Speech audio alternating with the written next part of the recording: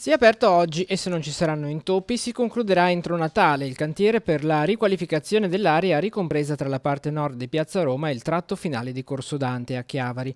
Un intervento del costo di quasi 225.000 euro che interesserà la pavimentazione e i sottoportici dell'area interessata dai lavori. La parte centrale della piazza mediante un allineamento e allargamento della percorrenza pedonale del marciapiede lato nord.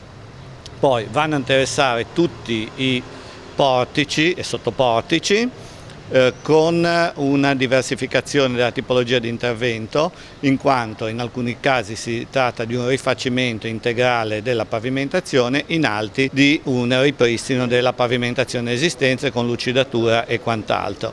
E poi la parte che riguarda la sede stradale, dove andrà ad essere asportata la parte in asfalto e a fare una prosecuzione della pavimentazione in pietra esistente, già attualmente esistente per la parte dei Caruggi, diciamo, verso Piazza delle Carrozze e diventerà totalmente pedonalizzata. Per consentire lo svolgimento di questi interventi, sino al termine dei lavori sarà interdetta la sosta nella parte finale di Corso Dante, sarà sospesa la circolazione pedonale e veicolare nel tratto di Corso Dante a ponente di Piazza Roma e in via Grimaldi.